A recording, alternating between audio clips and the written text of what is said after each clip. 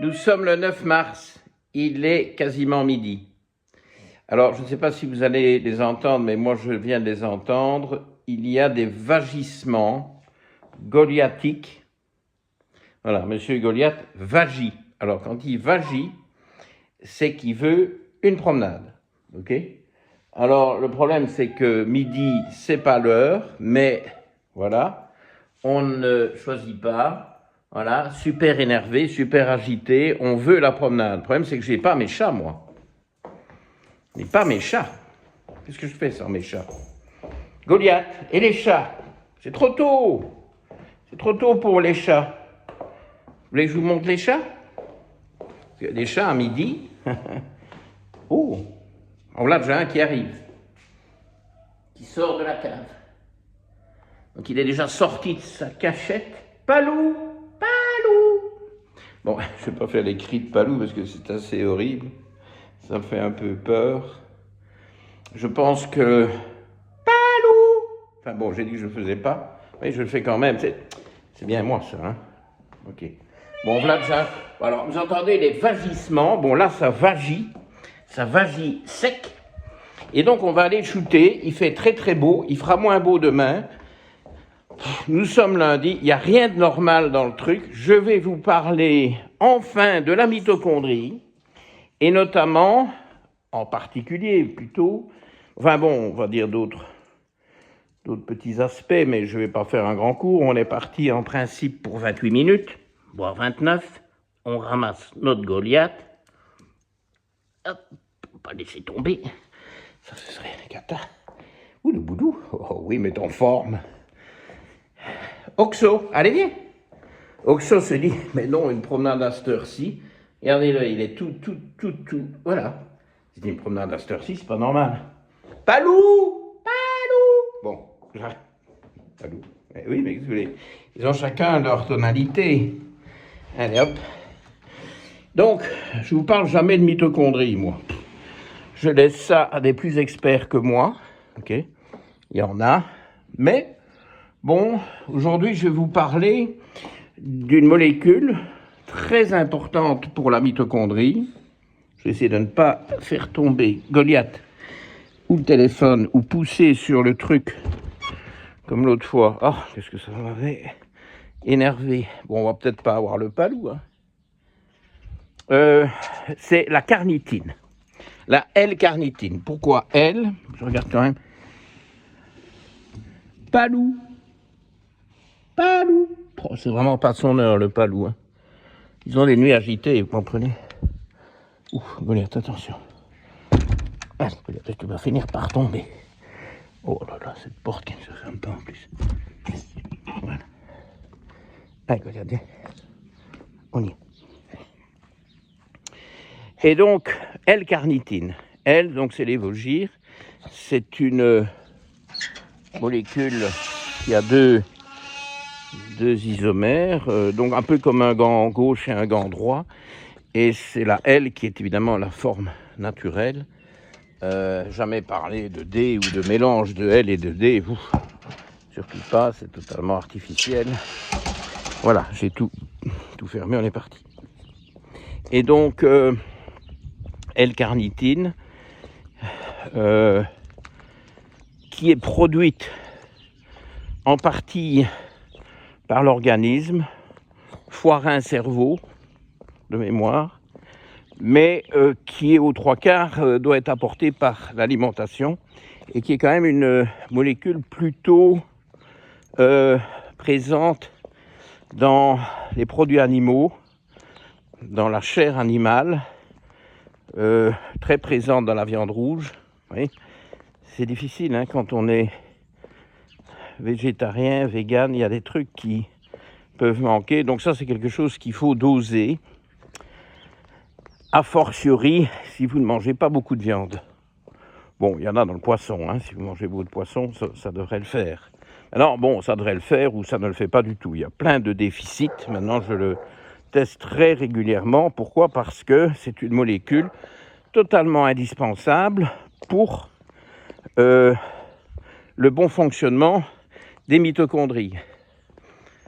Et ça, je je pense que je ne vais pas devoir vous convaincre que c'est important. Alors pourquoi est-ce que c'est indispensable? Parce que c'est la molécule qui fait la navette, c'est-à-dire entrer, puis elle ressort, mais elle rentre dans la mitochondrie avec un acide gras. Et les acides gras sont quand même les premiers carburants de ces petits hauts fourneaux que sont nos mitochondries. Bon, ça, c'est des banalités, je ne vais pas passer mon temps trop là-dedans. Donc, c'est quand même assez compliqué, parce que vous savez que la mitochondrie... Oh, mais voilà Palou! Voilà Palou! Regardez.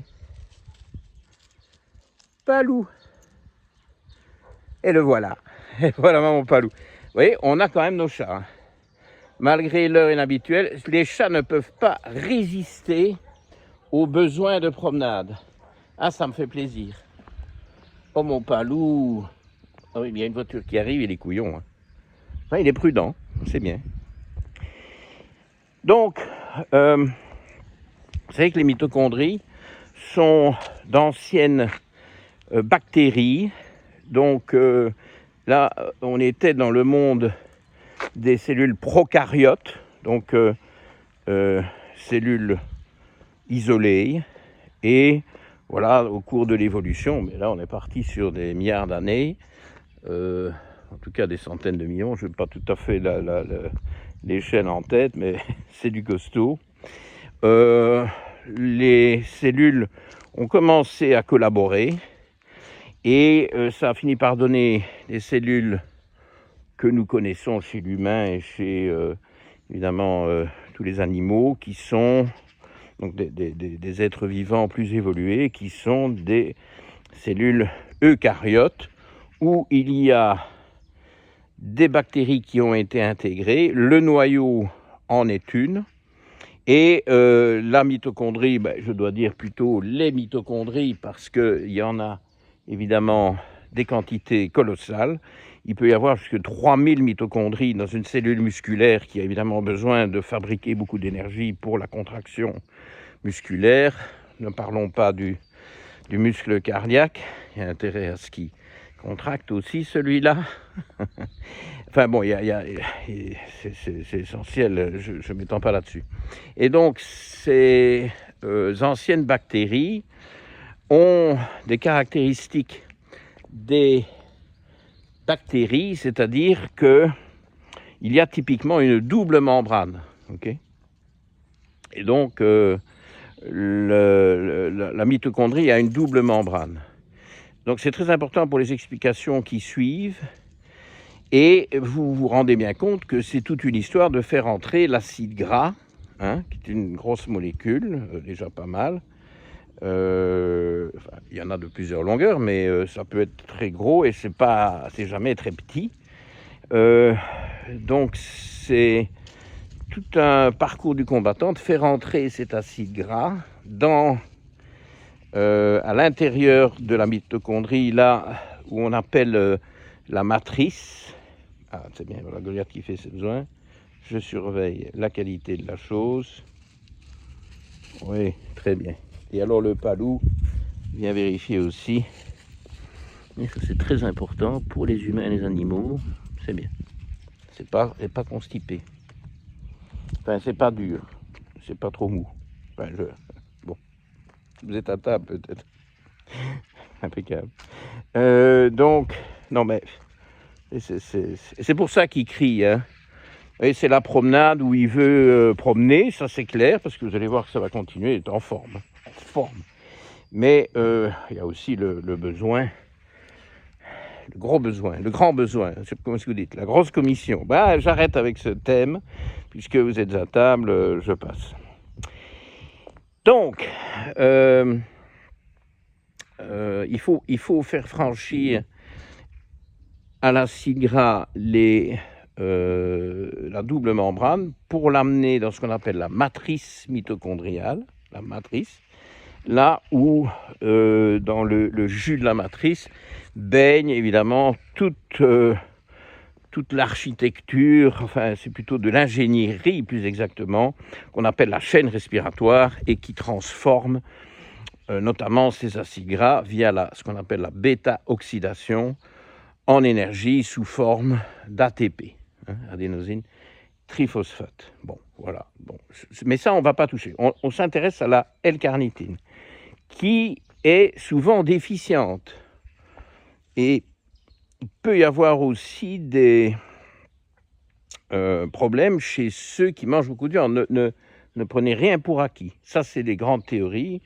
Médecine fonctionnelle, médecine individualisée de précision. Et donc, il n'est pas question de partir de principes quelconques. Oh, je mange de la viande, donc c'est bon. Maintenant, bon, il y a un budget. C'est pas une analyse hyper coûteuse, mais c'est pas bon marché non plus. Alors, ce que le laboratoire fonctionnel vous donne, c'est un dosage triple. Vous avez la carnitine totale, vous avez la carnitine libre. Bon, évidemment, c'est important, hein, le taux de carnitine libre. Et alors, vous avez indirectement la carnitine acylée, donc qui est attachée à un acide gras. Acyle, c'est un radical qui vous dit acide gras, en fait, d'une longueur indéterminée. Et on ne vous donne pas la carnitine acylée, on vous donne le ratio de la carnitine acylée sur la totale. Donc le pourcentage qui est acylé. Donc en réalité, avec ces trois valeurs-là, vous avez la carnitine attachée à l'acide gras et vous avez la carnitine libre. Et puis évidemment, vous avez la carnitine totale. Okay ? Alors, pourquoi est-ce qu'on fait tant de chichis ? Ici, j'ai des chichis, mais ce n'est pas les mêmes. Pourquoi est-ce qu'on fait tant de chichis ? Parce que toutes ces analyses ont été créées ainsi et de manière assez précise, assez sophistiquée, pour dépister chez les nouveau-nés des maladies génétiques qui perturbent tout le métabolisme de la carnitine. Alors, c'est de la génétique, c'est pas du tout mon domaine, mais ce sont des troubles du métabolisme qui affectent évidemment les mitochondries, dont certaines versions sont très graves, voire létales, et il y en a un florilège. Okay, il n'est pas question de s'embarquer là-dedans. Mais évidemment, c'est grâce à ça qu'on a des dosages. Et dans le bundle, parce que j'ai prévu un bundle, j'ai quand même beaucoup travaillé hier sur ce sujet, dans le bundle, vous allez voir que y a un article j'ai mis 3 articles seulement, je ne vais pas vous submerger de choses à étudier, mais il y aura un terreau évidemment mais au mois de juin, parce que c'est au mois de juin, c'est les examens.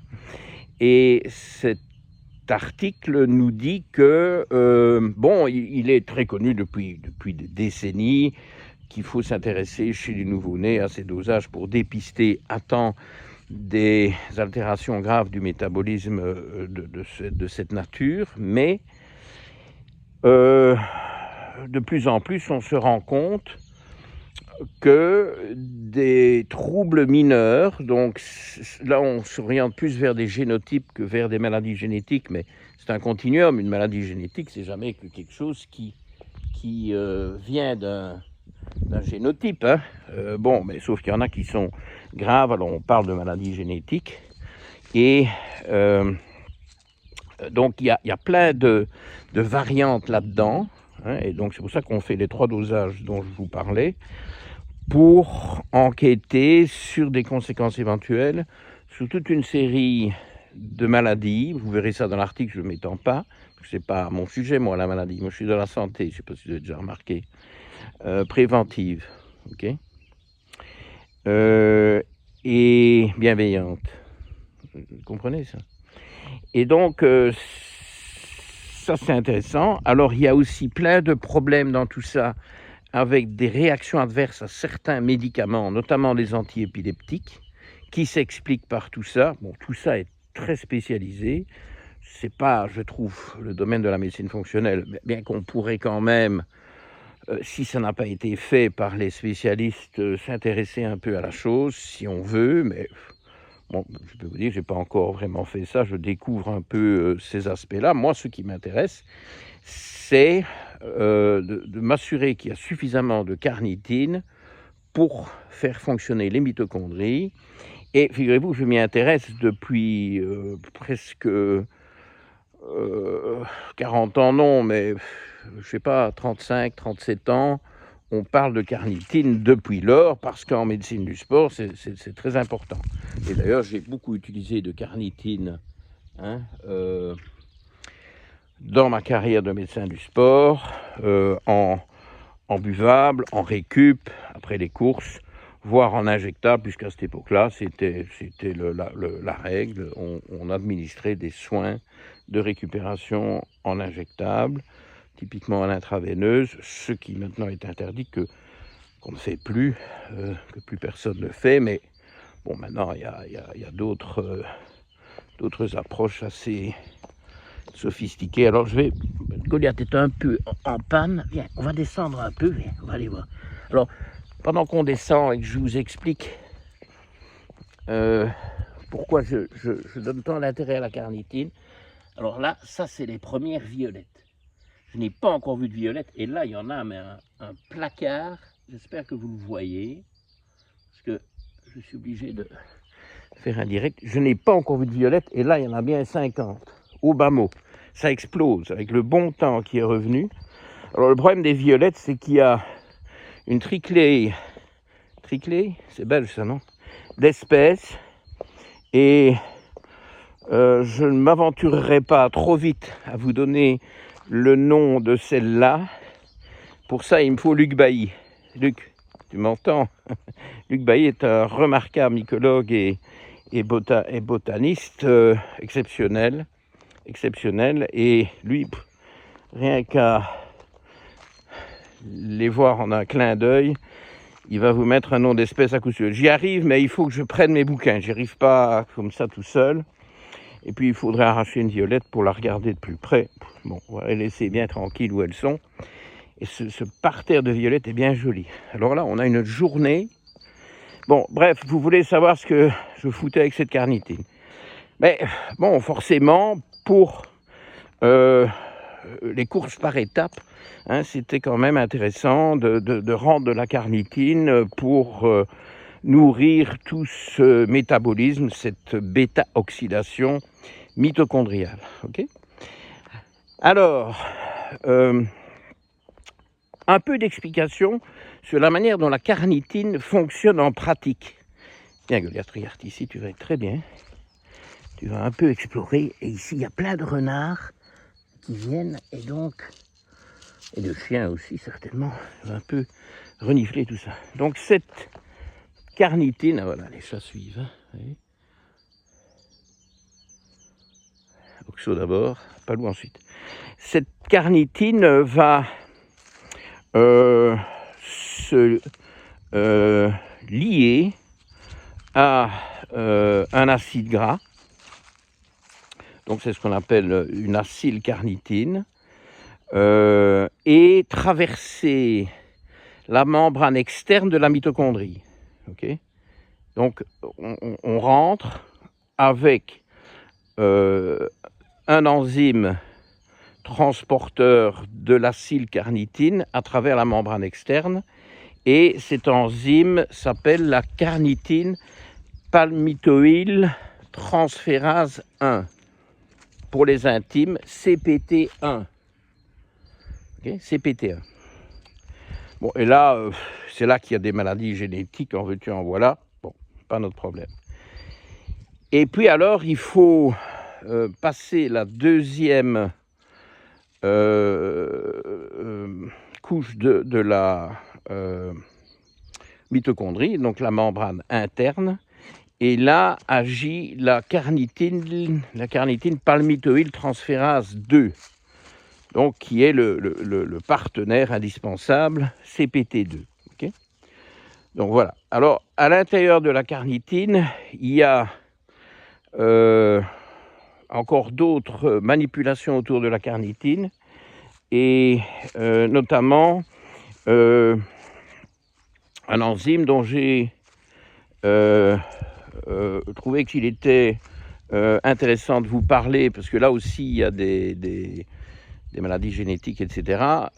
C'est la carnitine, acylcarnitine translocase. Ok, CACT.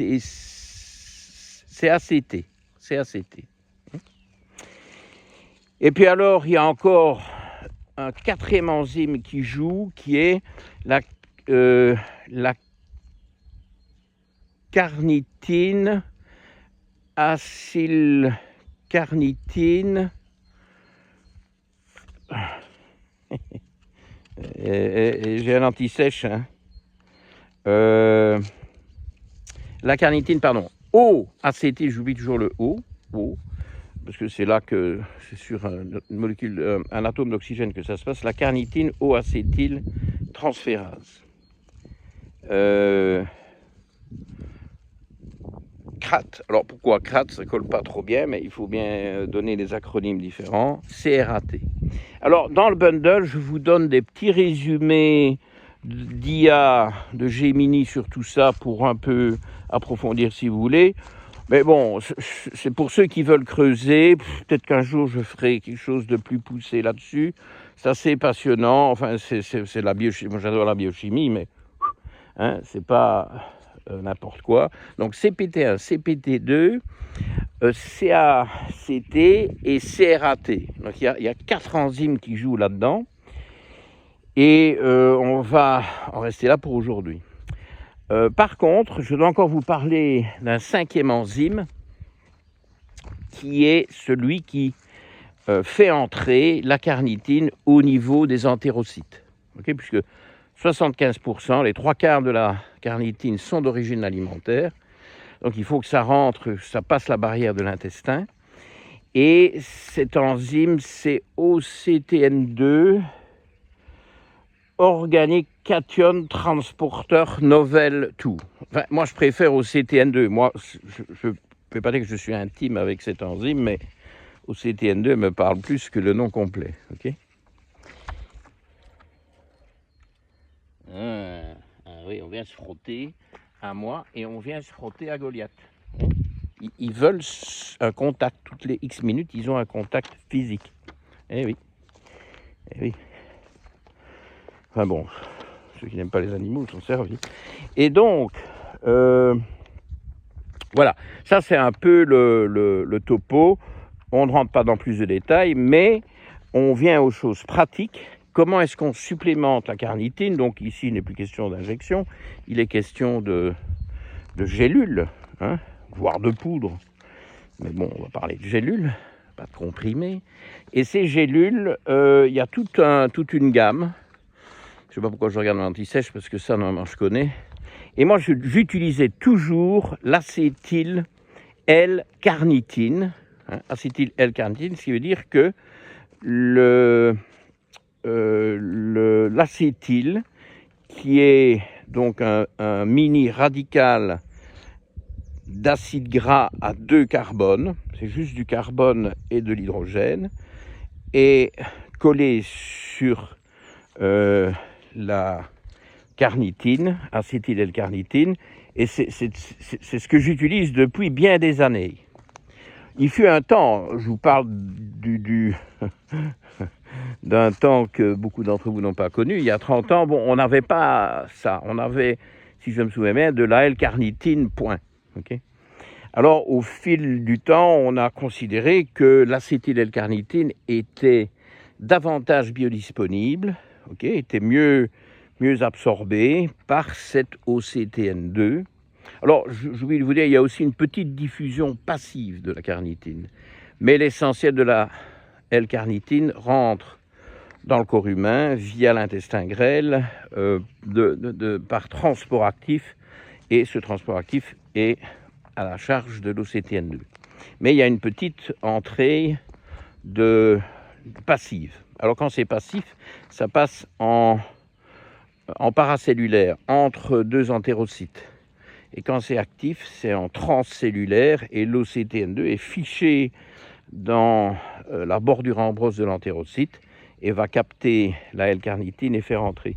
Je me suis assez bien intéressé dans mes recherches hier à l'OCTN2 parce que j'espérais trouver là la raison pour laquelle on parle maintenant de plus en plus, et je remercie mon collègue Johan Novarin, docteur Novarin, médecin fonctionnel, que je vous recommande, pour m'avoir ouvert les yeux il y a quelques mois sur le fait que maintenant, le consensus, d'ailleurs c'est via l'application l'IA Consensus qui l'a trouvé, le consensus donc indiqué par Consensus si vous voulez, s'oriente plus vers le tartrate de carnitine que vers l'acétyl-L-carnitine. Moi, j'ai été tout de suite un peu ennuyé. J'en ai voulu. Ben oui, évidemment, j'en ai voulu. Mais je n'ai pas laissé paraître. Bon, je rigole. Ça remettait en question ma pratique de toujours donner l'acétyl-L-carnitine. Donc, en toute logique, parce qu'il y a plusieurs études, hein, c'est pas juste un coup de tête de Consensus ou de mon collègue, il y a pas mal d'études qui nous disent que effectivement on a intérêt à choisir le tartrate de carnitine. Alors ce qu'on voit sur internet, c'est plutôt le tartrate de carnitine pour les actions, donc soutien énergétique, mitochondrie, sport, activité musculaire, etc. Cardiologie aussi, hein, parce que la carnitine est beaucoup utilisée en cardiologie, puisque le muscle cardiaque, il a besoin d'ATP, de mitochondrie, et donc forcément de faire entrer les acides gras dans les mitochondries, et pour ça, il faut de la carnitine. Mais bon, là, on est dans la pathologie, c'est pas mon sujet aujourd'hui. Mais on pourrait développer ça, et j'ai déjà utilisé. Donc en cardiologie, hein, je veux dire. Donc cette voilà, ce serait plutôt le tartrate de carnitine, alors que pour tout ce qui est système nerveux, etc., où il y a aussi des applications, je vous laisse regarder les articles que je vous mets en lien, on utiliserait plutôt l'acétyl-L-carnitine. Bon, voilà, ça c'est ce qu'on trouve sur Internet. Mais moi, je suis ici pas pour vous lire Internet, parce que ça, vous pouvez le faire tout seul. Je suis ici pour vous apporter mon expérience. Parce qu'en gros, c'est ça que moi, je prétends apporter. Alors, il y en a qui ricanent, parce qu'ils trouvent que je ne donne pas assez de preuves scientifiques. Bon, j'en mets de plus en plus en lien dans les post-descriptions des vidéos, parce que c'est vrai que c'est mieux, mais j'ai pas toujours le temps, j'ai pas toujours l'envie, et c'est pas toujours le moment. Vous voyez, parfois je fais des vidéos beaucoup plus nature, spontanée, pas préparées, improvisées, et ça fait partie de ma chaîne, qu'on aime ou pas. Hein. Il y a un micronutritionniste dans le nord de la France, il n'aime pas. Lui, il faut des preuves scientifiques absolument dans toutes les vidéos. Eh ben, il y a d'autres chaînes, ok ? Je ne suis pas sûr qu'elles sont nécessairement bienveillantes, gratuites et sans biais et sans conflit d'intérêt. Conflit d'intérêt, suivez mon regard. Oui. Bon, bref. Donc, mon expérience est la suivante. Dès que j'ai commencé à utiliser, ça fait quelques mois, hein, et maintenant j'ai les retours qui tombent. Et non, attendez, je raconte n'importe quoi là. J'ai pas encore les retours, mais j'ai commencé à mettre tout un tas de patients sous tartrate de carnitine, et je verrai les retours. Éventuellement, je leur ferai une vidéo avec ça. Mais par contre, ce à quoi j'ai commencé à être beaucoup plus attentif, et où, si vous voulez, il fut un temps avant que je me dise qu'il y avait peut-être de meilleurs choix à proposer à mes patients. Si j'avais que l'acétyl-L-carnitine, vous comprenez que, bon voilà, s'il n'y a que ça, c'est ça que je donne. Et il y a un consensus là aussi pour dire que c'est mieux que la L-carnitine toute seule. Mais maintenant que je sais qu'il y a d'autres options, et alors je vais quand même essayer aussi d'être complet à ce sujet-là. Et là, ils sont tous les trois. Hein. Donc il y a, encore en plus du tartrate, il y a le fumarate L-carnitine, fumarate de L-carnitine, c'était tartrate de L-carnitine aussi évidemment. Oh, on vient de rater un roulé-boulé d'oxo d'anthologie. Le palou, il fait pas vraiment beaucoup de roulé-boulé lui. Mais si Oxo fait, palou fera. Bon, je reviens à mon sujet. Donc, fumarate. Alors, le fumarate, l'acide fumarique, est un intermédiaire du cycle de Krebs. Donc, certains, notamment en bodybuilding ou en, disons, coach sportif, sont intéressés par le fumarate de carnitine. Je ne crois pas que c'est très facile à trouver. Bon, moi, je n'ai pas encore cherché. Parce que le fumarate lui-même jouerait un rôle de soutien dans la production d'énergie, vu que c'est un intermédiaire du cycle de Krebs. Il y a encore le propionyl L-carnitine. Acétyl L-carnitine, propionyl L-carnitine. Le propionyl, c'est la même chose que l'acétyl avec un carbone de plus. 3 carbones au lieu de 2. C'est les acides gras à chaîne courte qui vous font connecter avec tout ça, vous voyez. Donc, les acides gras à chaîne courte, c'est quoi? C'est le propionate, 3 carbones, le butyrate, 4 carbones, ouf, il y a du vent.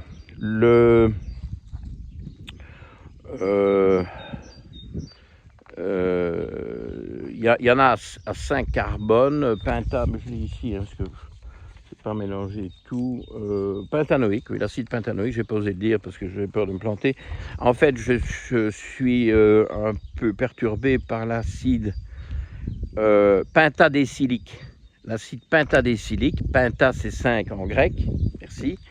Décylique, ben bon là c'est 10, donc ça fait 15. L'acide pentadécylique, c'est l'acide gras à 15 carbones, cher à Marion, c'est 15 2.0 en écriture, vous voyez, pour donner la formule, dont je peux éventuellement dire un tout petit mot ici, parce que c'est l'occasion. Ça n'a rien à voir avec le sujet, mais j'en profite parce que j'en ai pas encore parlé. Effectivement, c'est une molécule que le corps humain ne produit pas, donc c'est un peu un statut qu'on va appeler essentiel, ou si vous voulez vitaminique, mais il n'y a pas de lettre à cette vitamine. Donc ça c'est vrai, mais que je teste depuis 30 ans, donc dans tous mes profils d'acide gras, il y a toujours ce C15, C15 2.0, donc l'acide gras saturé à 15 carbone. Il fait partie du profil des acides gras. Allez voir les vidéos que j'ai déjà postées sur les profils d'acides gras, il y est, ok. C'est le plus long, donc le dernier à droite sur les graphiques, dans les acides gras saturés, c'est-à-dire le bloc saturé, en orange sur mes graphiques si vous voulez voir. Allez Goliath, traverse. Oui, très bien. Il y a les rails là, il a très bien traversé. Rouler bouler, donc il va falloir quand même que je veille à ça. Il voulait rater là. Et donc ce C15-0, il est sur tous mes tests depuis très longtemps. Alors, je n'y ai pas fait suffisamment attention. Donc, bon, voilà, c'est bien d'augmenter l'intérêt pour ça. J'ai envie de dire, comme Jean-Claude Van Damme, notre Belge, le plus célèbre parmi tous les Belges, we have to be aware, hein, on doit être aware du C15-0. Le problème, si vous voulez, c'est que je vois rarement, très rarement des déficits. Mais il y en a. Et vous savez où il y en a des déficits en C15-0? Chez ceux qui ne mangent ni laitage ni viande. Si vous mangez beaucoup de viande, il y en aura, même si vous ne mangez pas de laitage. Et si vous mangez des laitages, en général, il y en a toujours. Okay, donc, oui, alors, quand c'est déficitaire, il faut faire quelque chose, mais il faut faire quelque chose d'alimentaire. Moi, je ne vois pas supplémenter du C15-0. Allez, du suif de bœuf et basta, c'est fait. Okay, Et vous savez, vous trouvez du très bon suif de bœuf si vous écoutez les vidéos qui ont parlé de ce C15. J'arrête avec le C15 et alors dans les acides gras à chaîne courte, il y a aussi l'hexanoïque, donc à 6 carbone. Donc on revient à nos différentes carnitines. Acétyl-L-carnitine, donc là le radical c'est 2 carbones. Propionyl-L-carnitine, le radical c'est 3 carbones. Bon, ça doit être quand même vachement spécialisé comme truc. Moi, j'en ai jamais vu. Ah oui, le tartrate de carnitine sur mon anti-sèche, c'est quelque chose de naturel, hein, le tartrate. Et on trouve beaucoup d'acide tartrique dans le jus de raisin. Bon, maintenant, il n'y a pas que ça comme ingrédient dans le jus de raisin. Il y a quand même aussi beaucoup de fructose et d'autres sucres. On remonte mon Goliath, bien. Voilà, donc ça c'est les différentes possibilités. Mais j'en viens au cœur de la chose. J'ai prévu un 45 minutes, donc il me reste quelques minutes pour vous expliquer ça. C'est très intéressant. Et c'est ça la contribution que je vous donne aujourd'hui de mon expérience clinique. C'est que depuis qu'il est question de trouver une alternative à l'acétyl-L-carnitine pour recharger les déficits en carnitine, j'ai fait plus attention aux résultats. Au lieu de regarder comme ça la carnitine totale et de me dire « oh ben c'est bien, on n'en donne pas, oulala, c'est trop bas, j'en donne », je m'intéresse évidemment à la carnitine libre et au ratio acyle-carnitine sur carnitine totale. Et là, je vois les choses. Je vois les choses après supplémentation. Et c'est encore une fois un continuum. Vous savez, dans le vivant, on trouve surtout des continuums. Le binaire, c'est très artificiel. Hein. Et vous savez à quel point je critique... aussi, le Goliath, il est dans mes jambes. Je critique certaines pratiques de médecine apparemment plus naturelles, etc., mais qui sont basées sur des protocoles et sur des stratégies binaires. Ce sont toujours des continuums. Donc moi, je vois un continuum, mais avec quand même des extrêmes impressionnants de gens qui réagissent très bien à l'acétyl-L-carnitine. Je vous ai pris 2 cas, c'est pour ça que j'avais vraiment besoin de mon anti-sèche, sinon à mon avis, j'aurais pu m'en passer. Quoique, hein, vous avez vu que je m'en suis servi un peu, mais il y a des cas aussi où ça ne fonctionne pas du tout. Et là, j'ai grande foi dans le tartrate. Le tartrate, je sens que ça va fonctionner chez ceux qui ont des échecs retentissants avec l'acétyl-L-carnitine. Bon, je sens, j'ai pas de preuves, je vous en ferai part. Dans quelques mois, il va falloir des mois, parce que c'est des traitements minimum 4 mois, souvent 6 mois, typiquement 6 mois. Je donne 1 gramme par jour, donc 2 fois 500 mg. On va voir ce que ça donne. Mais pire que certains échecs avec l'acétyl-L-carnitine, il n'y aura pas. Alors, c'est ça qu'on explique maintenant. Je vous donne d'abord les 2 cas chez qui ça a très bien fonctionné. Ok, donc il y a Françoise qui part en carnitine totale. Alors Françoise, c'est une patiente d'une 60aine d'années, donc elle n'est pas jeune, parce qu'on pourrait dire, est-ce que chez les gens plus âgés, est-ce qu'il n'y a pas certaines faiblesses qu'on ne trouve pas chez les gens jeunes et donc que je n'ai jamais observé chez mes sportifs de l'époque, etc. Bon, bah, elle est bien dans sa 60aine. Elle a une maladie auto-immune, enfin je ne me lance pas dans tout ça, mais donc c'est quand même important alors il y a aussi, elle était sur trop de glucides, donc je me dis, oula, sa carnitine ne va pas être terrible, elle ne l'était pas. Alors, les normes labo, pour ce labo, de 4,7 à 9,4, 4,7 à 9,4, sa carnitine totale était à 4,8. Cata. Eh bien, après, et là je pense que c'est 4 mois, à 1 gramme par jour d'acétyl-L-carnitine, 2 fois 500 mg, premier repas, deuxième repas, des gélules bien entendu, Il n'y a pas besoin d'excipient là-dedans, hein, puisque la gélule est pleine avec 500 mg.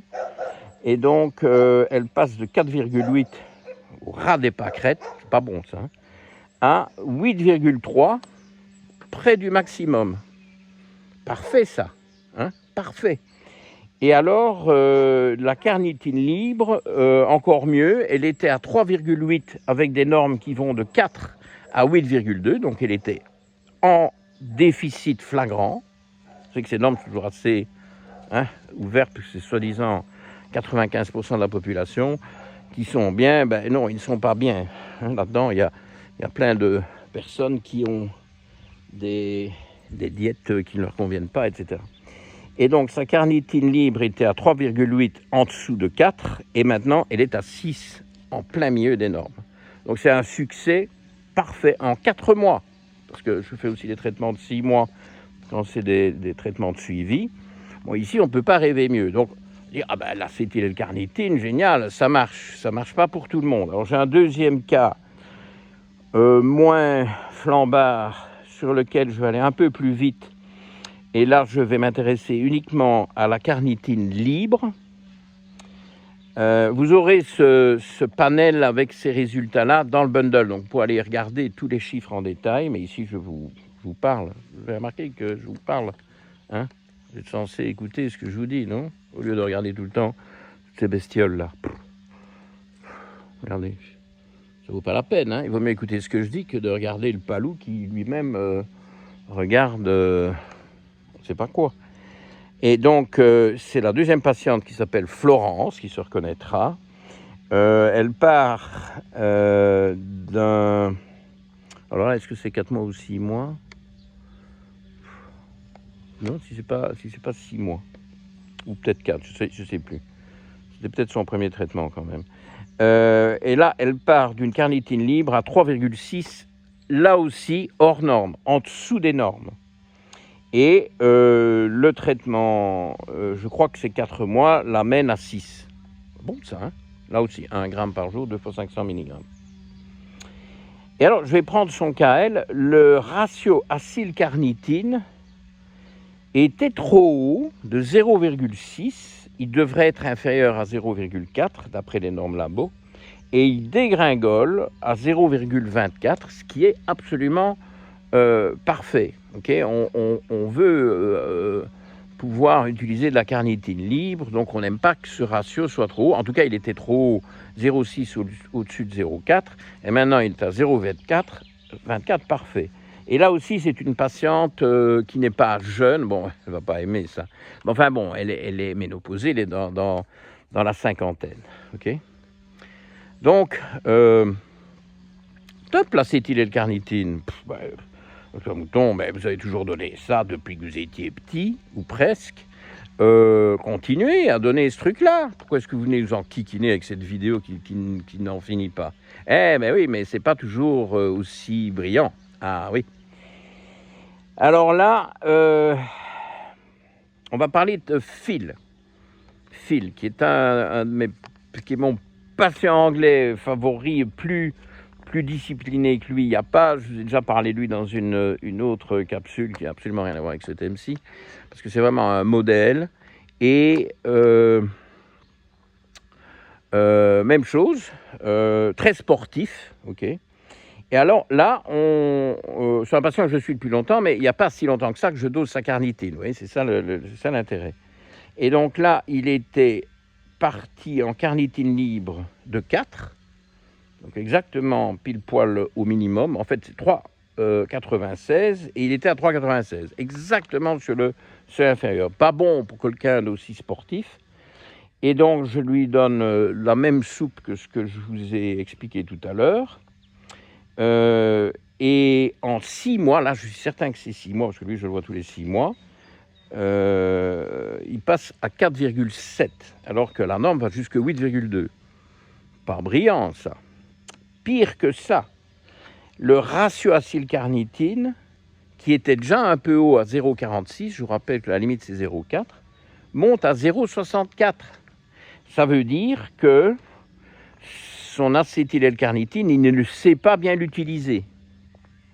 Et ça, c'est vraiment ennuyeux. ne sait pas l'utiliser, il se retrouve avec pas beaucoup plus de carnitine libre. Vous regarderez les chiffres de carnitine totale qui sont un peu mieux, mais qui ne sont pas excitants.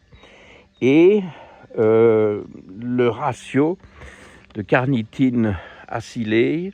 Donc acylée, ça comprend tout. Hein. L'acétyl, ça fait partie des acyles. Le propionyle, ça fait partie des acyles. Acyle, c'est radical acide gras.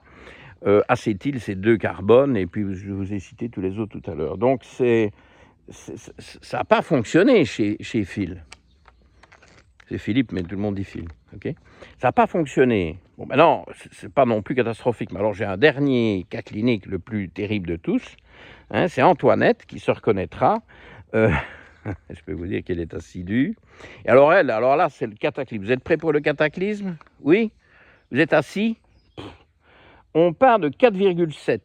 Donc, c'est le même traitement. Et ce sont des gens méga compliants. Je n'ai pas pris des gens sur qui je peux avoir des doutes. C'est des super patients, tous les 4. Okay, et là, on part d'un taux de carnitine libre à 4,7. Il est dans les normes, mais ce n'est pas flambard.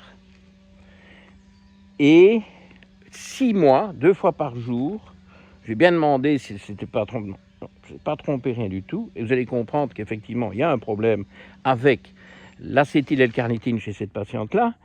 Elle descend sa carnitine libre et elle est nettement déficitaire à 3,46. C'est le plus mauvais des 4 exemples. Qu'est-ce que c'est que ça pour une histoire? Alors, tout le reste est à l'avenant. La carnitine totale est la même, voire un peu descendue. C'est ridicule, les gens dépensent de l'argent. C'est pas si bon marché que ça, la carnitine. Les tests sont coûteux aussi. On se dit que ça va les aider. Et échec total. Et alors, accrochez-vous au bastingage.